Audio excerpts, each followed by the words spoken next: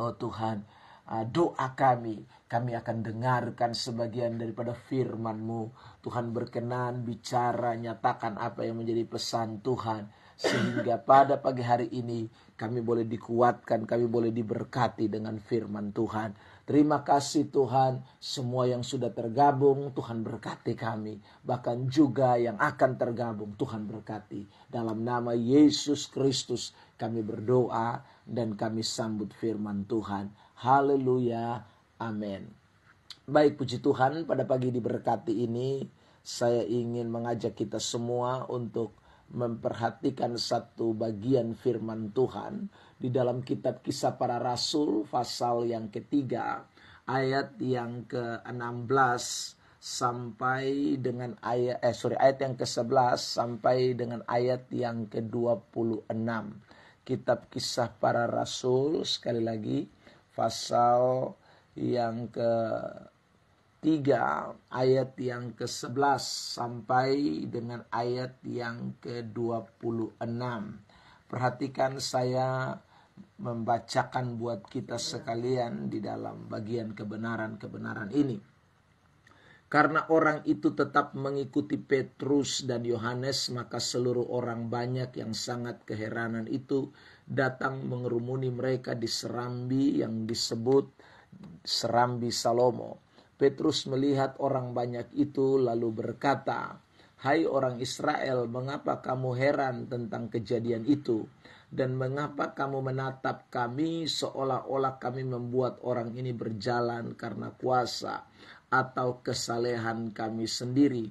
Allah Abraham, Ishak dan Yakub, Allah nenek moyang kita telah memuliakan hambanya, yaitu Yesus yang kamu serahkan dan tolak di depan Pilatus.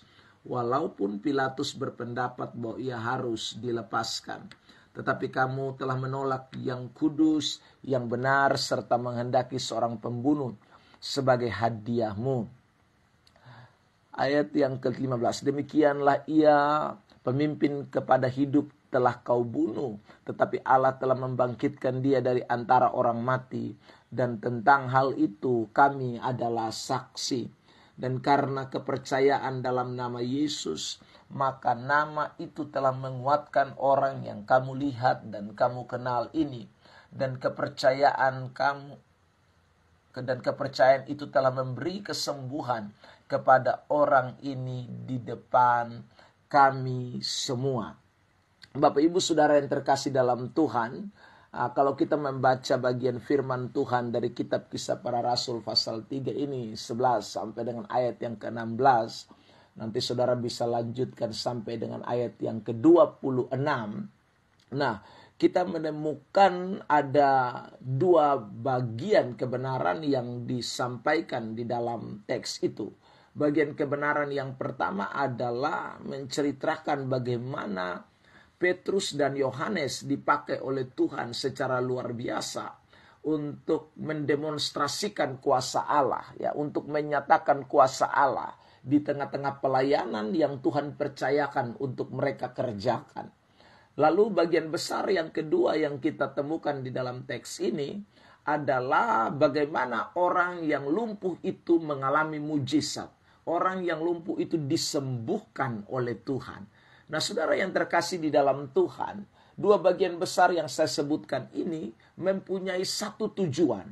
Tujuannya adalah bukan untuk kepentingan Petrus dan Yohanes, bukan untuk kepentingan si lumpuh yang disembuhkan itu, tetapi kepentingannya adalah untuk kemuliaan bagi nama Tuhan, agar Kristus ditinggikan, agar Kristus dikenal, agar Kristus menjadi batu penjuru yang dapat saudara dikenal oleh semua orang yang hadir pada waktu itu.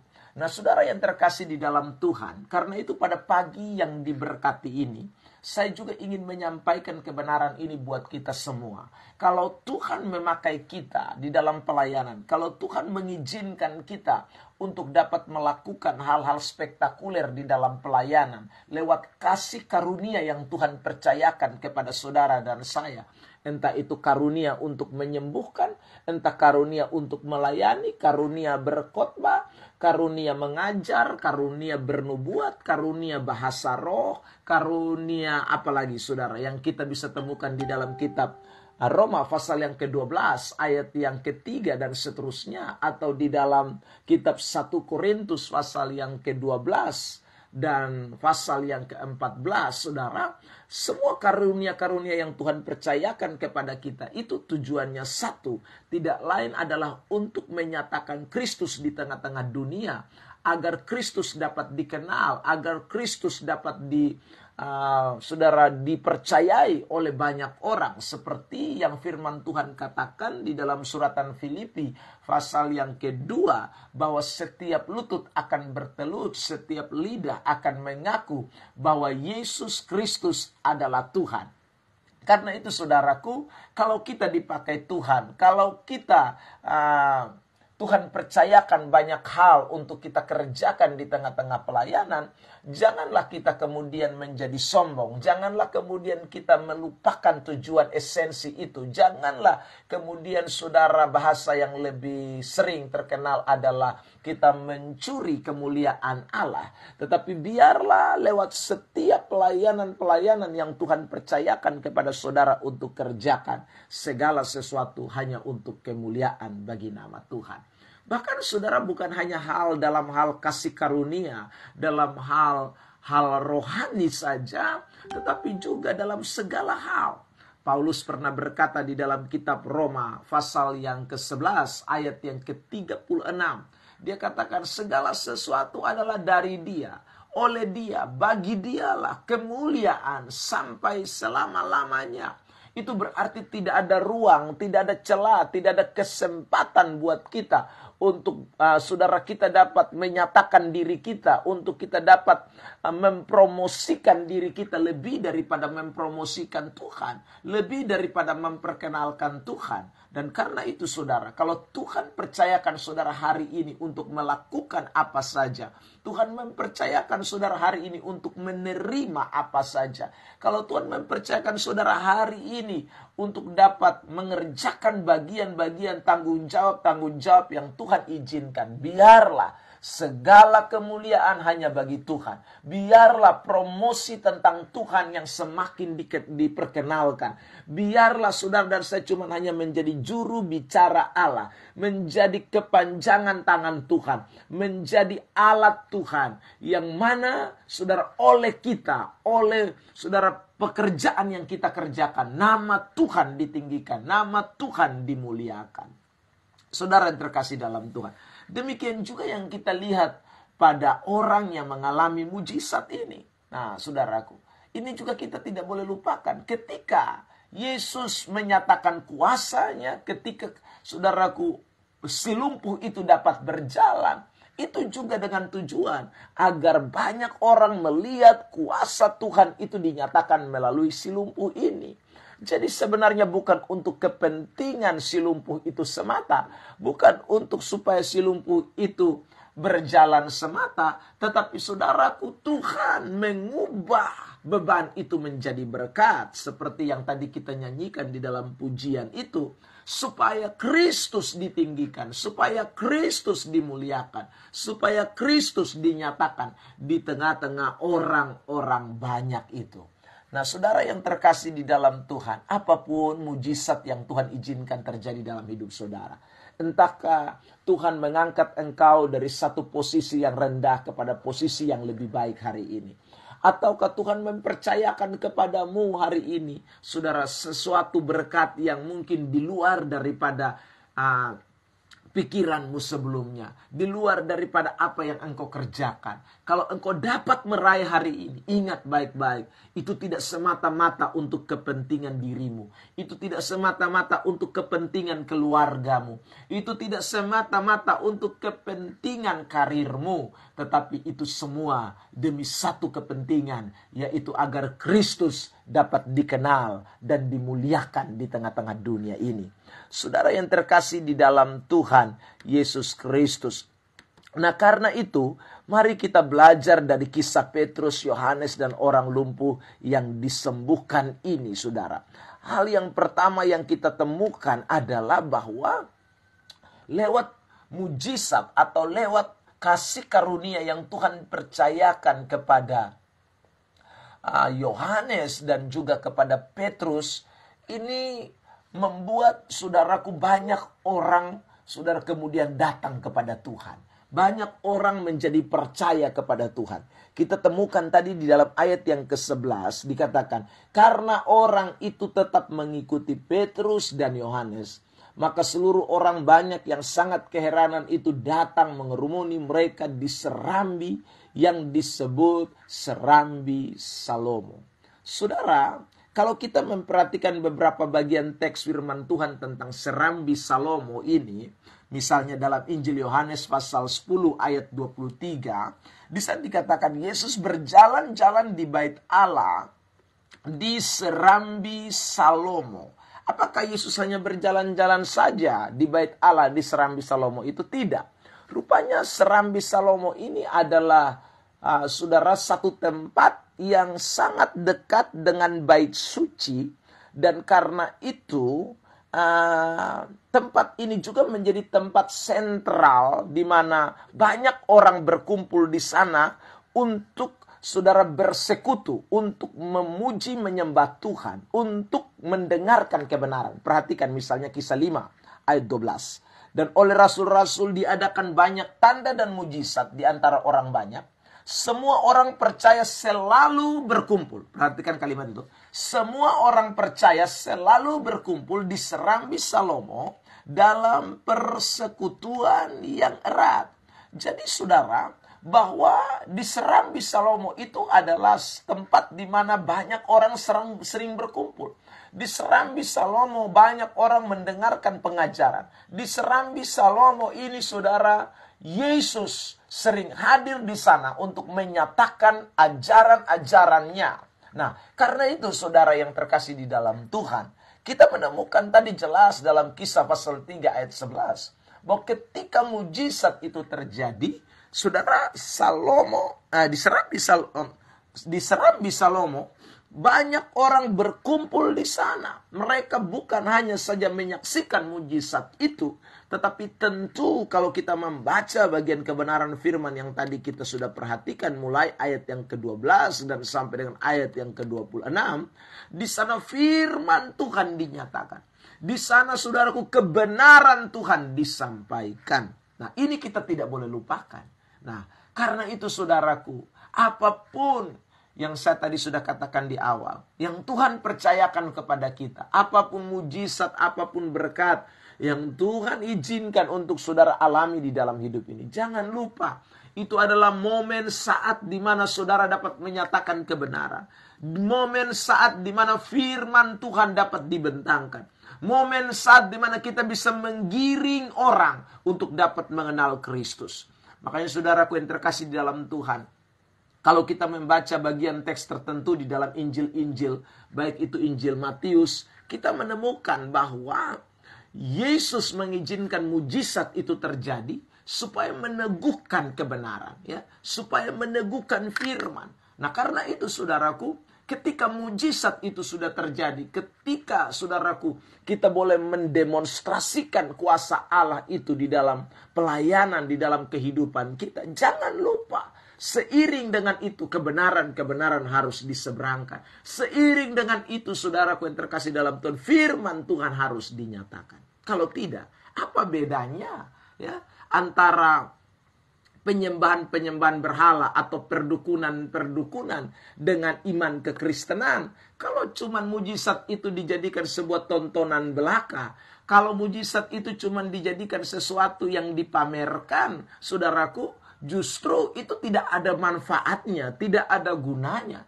Karena itu saudara terkasih dalam Tuhan, hari-hari ini kita melihat praktek-praktek mujizat yang mana justru tidak memperkenalkan Kristus di sana, tetapi lebih memperkenalkan si orang yang sebenarnya cuma menjadi kacung alatnya Tuhan, itu budaknya Tuhan untuk menyatakan mujizat. Justru dialah yang semakin terkenal. Justru dialah yang kelihatannya semakin hebat, semakin dipublikasikan, semakin dipromosikan, semakin dicari orang. Nah, ini saya sebut dengan dukun-dukun yang berkedok kerohanian, dukun-dukun yang memakai topeng kekristenan, dukun-dukun yang memakai topeng, saudaraku, memakai slogan-slogan Kristen. Nah, saudara terkasih dalam Tuhan, ini tidak boleh terjadi dalam hidup kekristenan kita.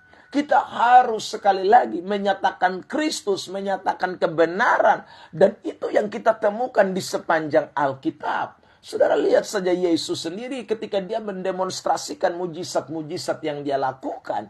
Saudara yang terkasih, dia sedang mengutamakan pemberitaan Injil dibandingkan dengan mujizat-mujizat itu. Bahkan suatu kali ketika ada banyak orang yang karena sudah pernah menikmati mujizat, sudah pernah merasakan betapa dahsyatnya mujizat yang Tuhan Yesus buat, akhirnya saudaraku banyak orang sekali datang mencari Kristus. Tetapi Alkitab berkata dengan jelas bahwa Yesus meninggalkan mereka. Lalu Yesus pergi ke kota-kota, ke desa-desa yang lain untuk memberitakan Injil kerajaan Allah. Ini menunjukkan kepada kita bahwa ternyata mujizat itu adalah sesuatu yang nomor 2 dibandingkan dengan pemberitaan Injil. Jadi kalau Tuhan menyatakan mujizat, jangan lupa seperti yang dilakukan oleh para rasul Yohanes, para rasul Petrus, rasul Paulus, rasul-rasul yang lain. Mereka mengedepankan pemberitaan Injil. Mereka mengedepankan saudara kebenaran firman Allah. Karena ada kuasa di balik kebenaran yang dapat membawa orang kepada pengenalan yang benar tentang Kristus. Karena ada kuasa di dalam kebenaran yang dapat melepaskan setiap orang dari dosa. Karena ada kuasa di dalam kebenaran yang dapat melepaskan setiap orang dari setiap kutuk yang mengikat. Karena ada kuasa di dalam kebenaran yang dapat menuntun orang dari hari ke hari berjalan di dalam terangnya Tuhan. Karena ada kuasa di dalam kebenaran yang dapat membuat orang terlepas dari segala ikatan-ikatan yang begitu kuat mengikat dia. Hanya firman Allah. Saudara yang terkasih dalam Tuhan, karena itulah kedepankanlah kebenaran. Saudara yang terkasih, dimanapun Tuhan menempatkan engkau berada, jangan lupa ketika engkau diberikan kepercayaan-kepercayaan oleh Tuhan, ketika engkau mendapatkan berkat-berkat dari Tuhan, ketika engkau mendapatkan, saudaraku, pertolongan-pertolongan Tuhan, mujizat-mujizat Tuhan, entah itu kesembuhan ilahi, entah itu kesembuhan dari dokter yang saudaraku menjadi bagian juga dari campur tangan Tuhan, atau engkau mendapatkan juga berkat-berkat yang lain, naik pangkat, usaha sukses, ya, usaha diberkati, dan lain sebagainya. Tetap jangan lupa, lewat semuanya itu, Kristus harus dinyatakan. Lewat semuanya itu, biarlah Kristus yang dimuliakan, dan banyak orang dapat datang kepada Kristus. Saudara yang terkasih di dalam Tuhan, ini kita dapat lihat di dalam teks-teks yang kita baca tadi. Pengakuan-pengakuan dari para rasul jelas. Bukan mereka yang melakukan mujizat itu. Dikatakan di dalam ayat 12, Petrus melihat orang banyak itu lalu berkata, "Hai orang Israel, mengapa kamu heran tentang kejadian itu? Dan mengapa kamu menatap kami seolah-olah kami membuat orang ini berjalan karena kuasa atau kesalahan kami sendiri? Tidak." Ayat yang ke-26 dikatakan, "Dan bagi kamulah pertama-tama Allah membangkitkan hambanya dan mengutusnya kepada kamu supaya ia memberkati kamu dengan memimpin kamu masing-masing kembali dari segala kejahatanmu." Dia Tuhan yang memberkati. Dia Tuhan yang membangkitkan. Dia Tuhan yang memimpin kita. Dia Tuhan yang dapat memulihkan kita dari segala kejahatan. Nah, saudara yang diberkati oleh Tuhan Yesus Kristus, ini kita tidak boleh lupa, sehingga hari lepas hari mari kita semua boleh mengedepankan Kristus di dalam kehidupan kita. Pagi hari ini sekali lagi pesan firman Tuhan yang kita dengarkan hari ini. Mari membawa kita semakin hari, semakin lagi saudaraku mau menyatakan Kristus di tengah-tengah kehidupan kita. Semakin lagi saudaraku mau mengiring Kristus dengan cara bersaksi bagi Dia, bagi kemuliaan namanya. Ini menjadi pesan buat kita semua pada pagi hari ini, sehingga biarlah nama Tuhan dipuji, dipermuliakan. Baik Bapak Ibu Saudara yang terkasih dalam Tuhan, kita akan bersyukur buat firman yang kita sudah dengarkan pada pagi hari ini. Kita akan berdoa, saudara yang sudah bergabung, sekali lagi apapun beban masalahmu, percayalah ada Tuhan yang sanggup menyelesaikan. Apapun pergumulanmu hari ini, bawalah kepada Tuhan. Tidak ada yang mustahil bagi Tuhan. Sekali lagi, tidak ada yang mustahil bagi Tuhan. Kalau engkau sedang bergumul dengan masalah rumah tanggamu, serahkan rumah tanggamu kepada Tuhan. Tidak ada yang mustahil bagi Tuhan. Kalau engkau sedang bergumul dengan mungkin keuanganmu, atau hal-hal yang engkau sedang gumuli tentang ekonomimu, ya, tentang bagaimana kebutuhan hidupmu, percayalah ada Tuhan yang sanggup melakukan semuanya itu buat saudara dan saya. Kalau pagi hari ini engkau sedang bergumul dengan sakit penyakit yang mungkin sudah menahun, ya, atau mungkin juga sakit penyakit yang sukar disembuhkan oleh dokter, dengar baik-baik, ada Tuhan yang sanggup melakukan mujizat itu buat saudara dan saya. Saya percaya pagi hari ini kalau saudara sungguh-sungguh mendengarkan apa yang firman Tuhan katakan, maka Dia sedang bekerja atas hidupmu. Kalau engkau sungguh-sungguh membuka hatimu buat kebenaran yang engkau dengarkan, saya percaya mujizat Tuhan sedang terjadi atas setiap saudara dan saya. Yang penting jangan lupa, semuanya demi kepentingan kemuliaan bagi nama Tuhan. Tundukkan kepala saudara di hadirat Tuhan, dan mari kita berdoa bersama-sama pagi hari ini. Bapa di sorga, kami percaya janji firman-Mu itu ya dan amin. Engkau sendiri yang berkata engkau tidak pernah berubah, dulu, sekarang, bahkan sampai selama-lamanya. Karena itu Tuhan, kami percaya, kami klaim janji firman Tuhan itu. Engkau dapati setiap kami yang hadir pada pagi hari ini. Tuhan lebih kenal dari apa yang hamba kenal. Tuhan lebih tahu dari apa yang hamba tahu. Dan tapi kami yakin Tuhan, sebagaimana Tuhan 2000 tahun yang lalu, mujizat Tuhan terjadi di Serambi Salomo itu. Di mana Tuhan ada seorang yang lumpuh, namun dia dapat disembuhkan oleh Tuhan. Kami percaya hari ini Tuhan dapati setiap kami Tuhan. Apapun beban, masalah, pergumulan hidup yang sedang dihadapi oleh setiap umat Tuhan. Pagi hari ini kami taruh mereka ke dalam tangan Tuhan. Jamah, lawat, pulihkan, sembuhkan, lepaskan dalam nama Tuhan Yesus Kristus. Kami percaya ada mujizat. Kami percaya ada pertolongan. Bagi Tuhan tidak ada yang mustahil. Terima kasih Tuhan Yesus. Kami berdoa buat mereka yang sedang mengalami sakit. Sakit yang mungkin sudah terdiagnosa oleh dokter, ataupun sakit yang belum terdiagnosa. Kami berdoa di dalam nama Tuhan Yesus Kristus, yang mengalami sakit jantung, sakit paru-paru, kanker, tumor, gula darah, oh Tuhan, bahkan juga penyakit-penyakit yang mungkin kelihatan sederhana, batuk, pilek, demam, oh Tuhan, malaria, tekanan darah tinggi. Kami berdoa dalam nama Yesus Tuhan. Kami percaya di dalam kuasa Tuhan tidak ada yang mustahil. Engkau sanggup untuk menyembuhkan. Engkau sanggup untuk memulihkan. Biarlah kuasa Allah itu terjadi pagi hari ini atas setiap mereka yang berharap dan bersandar kepada Tuhan. Terima kasih Tuhan, dan lewat kesaksian mujizat-mujizat yang dialami di Kristus dimuliakan. Banyak orang datang kepada Kristus, firman diberitakan, banyak orang ditolong, banyak orang mengalami pertobatan, banyak orang mengalami pemulihan.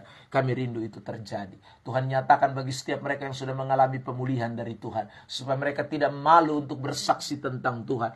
Kami berdoa buat setiap mereka yang sudah mengalami pertolongan Tuhan. Tuhan tolong supaya mereka berani berkata-kata tentang kebenaran yang Tuhan sudah nyatakan kepada mereka.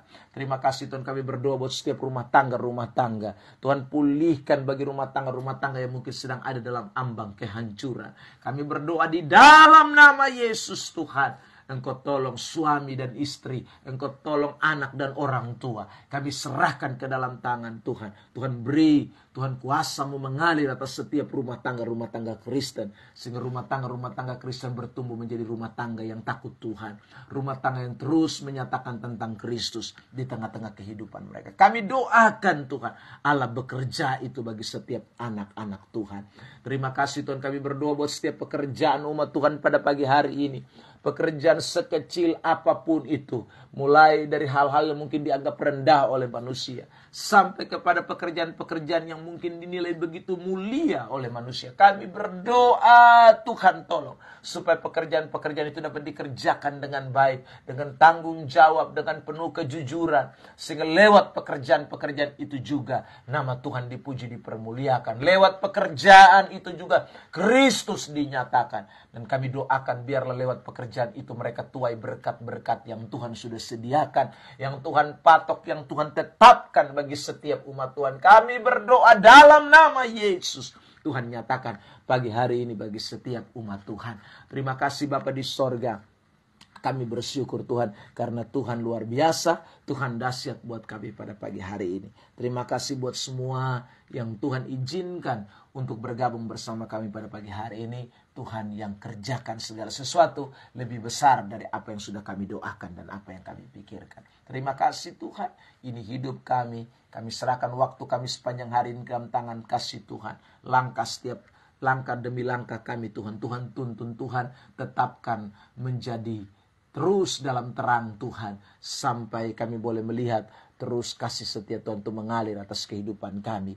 Terima kasih Bapa di sorga, kami menyerahkan seluruh kehidupan kami, dan kami percaya pelayanan-pelayanan yang kami kerjakan hari ini juga dalam campur tangan Tuhan, dalam urapan Tuhan. Kami berdoa Tuhan Yesus, banyak jiwa boleh dimenangkan bagi kemuliaan bagi nama Tuhan. Terima kasih Tuhan, ini kehidupan kami, ini seluruh doa kami. Dan kami percaya Allah yang sudah mendengar menjawab lebih besar dari apa yang kami doakan, apa yang kami pikirkan. Dalam nama Kristus Yesus Tuhan, Allah yang perkasa, Bapa yang kekal, kami sudah berdoa mengucap syukur. Haleluya. Amin. Baik Bapak Ibu Saudara terkasih dalam Tuhan, kita akan jumpa kembali pada besok hari, pada pagi di jam yang sama, jam 5. Dan terima kasih juga saya mau sampaikan kepada kita semua yang telah mendukung kami dalam doa, sehingga pelayanan selama kurang lebih 1 mingguan lebih, ya saudara, hampir 2 minggu ya, kita tidak bisa jumpa karena ada pelayanan-pelayanan harus kami kerjakan di pulau-pulau di Nusa Tenggara Timur. Kami baru pulang dari Pulau Sabu dan juga Pulau Alor ya saudara, dalam pemberitaan Injil. Dan doakan terus sehingga benih-benih Injil yang sudah ditaburkan terus bertumbuh untuk kemuliaan bagi nama Tuhan. Tuhan Yesus memberkati kita semua. Shalom. Haleluya.